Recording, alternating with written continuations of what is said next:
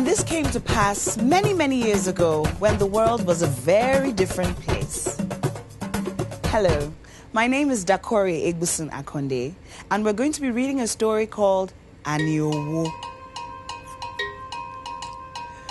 A wealthy man had 3 daughters, the third and youngest of which, by her actions, was the most caring towards him.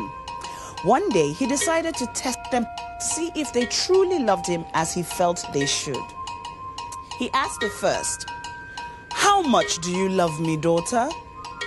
"As much as I love my life," she replied, and he was pleased. He asked the second, "How much do you love me, daughter?" "More than the whole world," she said, and he was content. He asked the third, the youngest, "And you, daughter, how much do you love me?" "Father," she replied softly, "surely the truth of love is not in words, but it is in actions.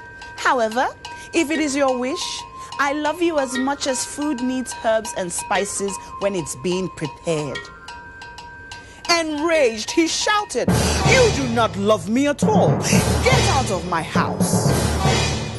He had his guards throw her out immediately, with no money, with no belongings, and they shut the door in her face.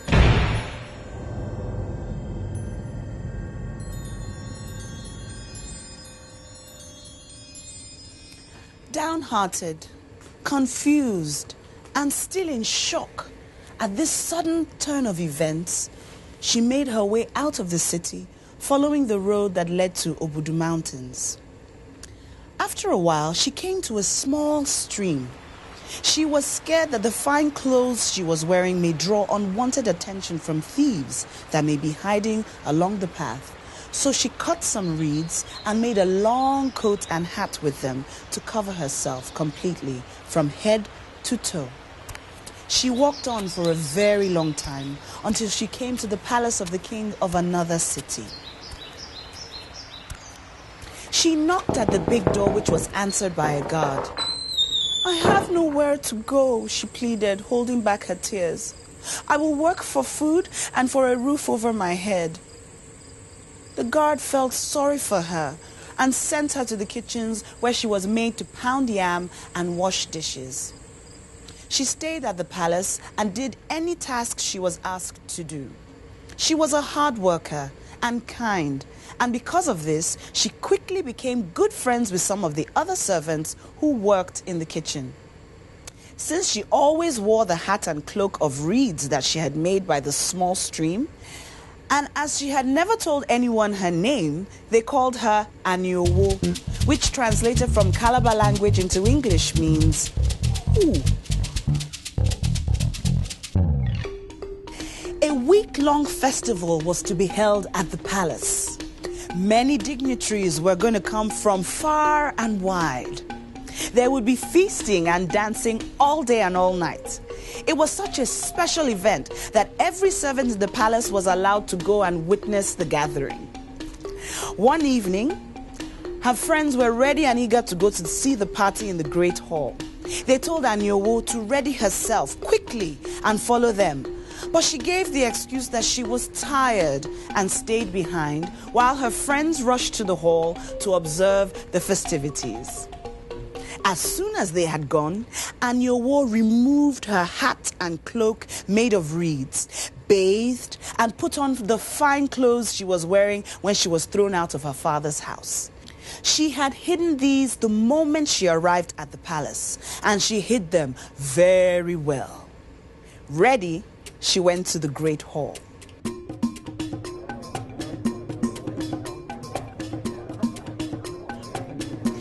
Everyone was happy. The music was pulsing and many were dancing. As she entered,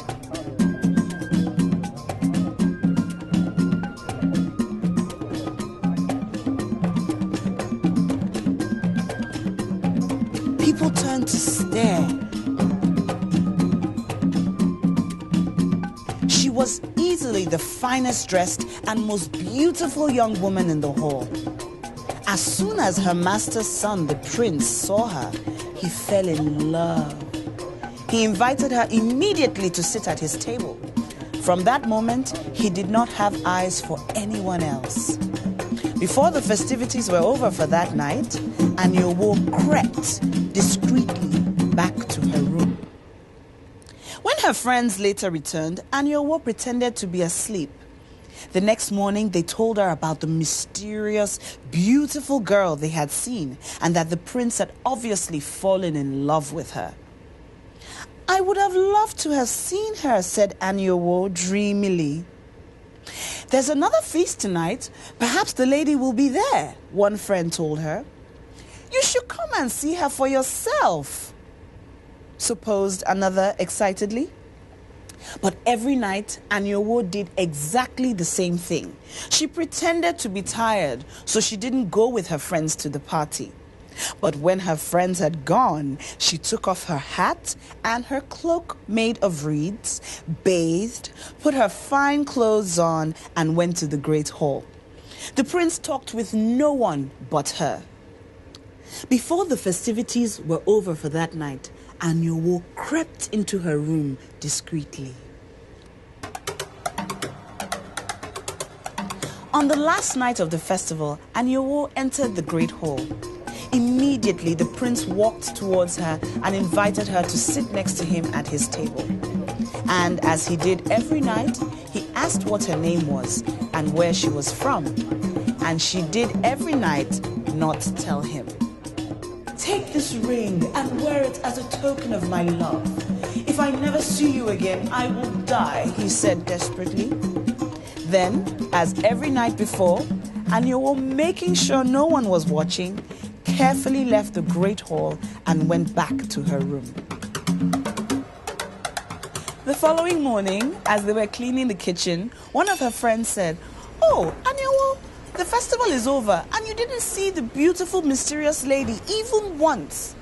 Another, "I hear the prince has sent men out all over the land to try and find her. He's becoming quite ill from a broken heart." This was true. The more time passed without her being found, the more desperate and ill the prince became, until he was so weak he could not even leave his bed.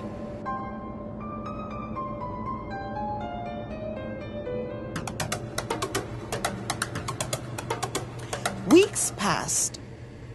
"Make some food for the prince," barked the head servant to the cook. "He is gravely ill because of the love he has for the lady who seems to have disappeared from the face of the earth." The cook immediately followed the order. "Please, let me make the food," Anie Owo asked the cook. Saying no at first, the cook finally allowed Anie Owo to make the meal, which was pounded yam and edikain corn soup.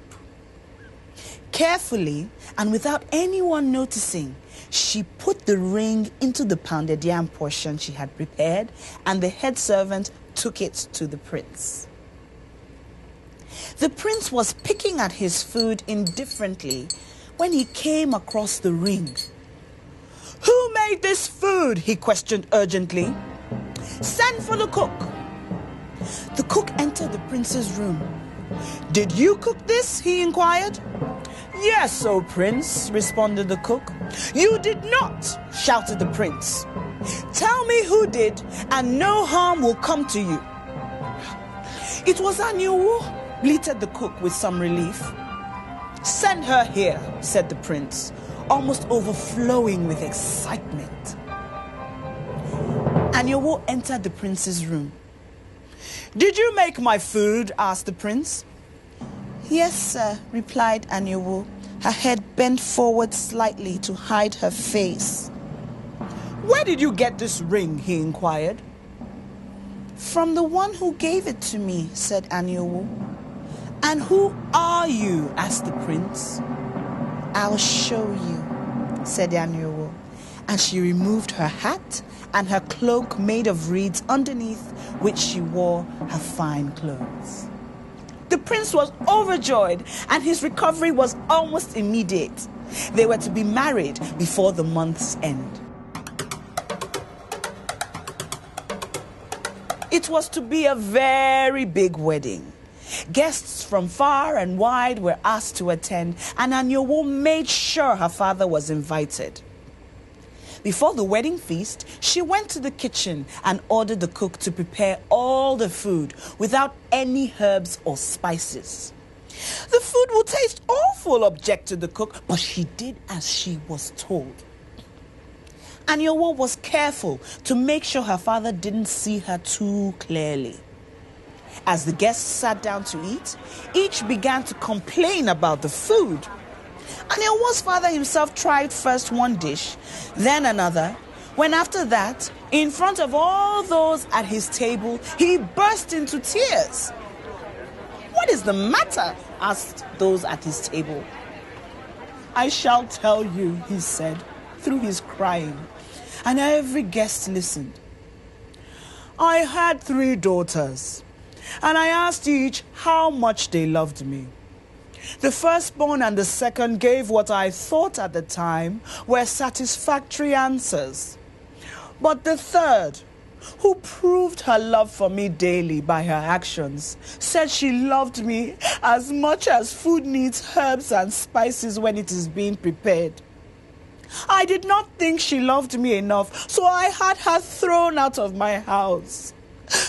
But today, here, eating this tasteless food, I have realized she loved me most of all.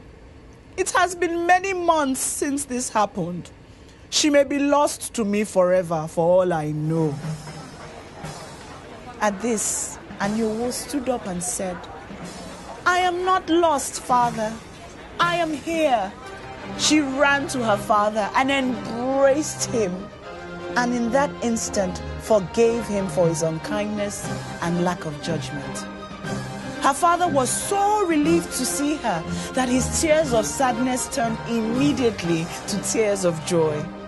He realized too that all his daughters loved him, and it had not been wise to expect them to put their feelings into just words.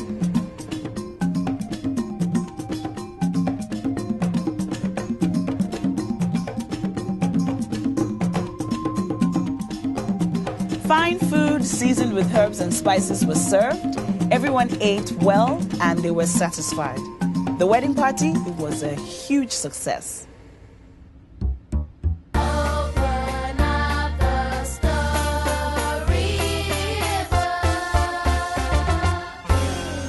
And the moral of the story is this: it matters only that love is true. It matters not the words used to describe it.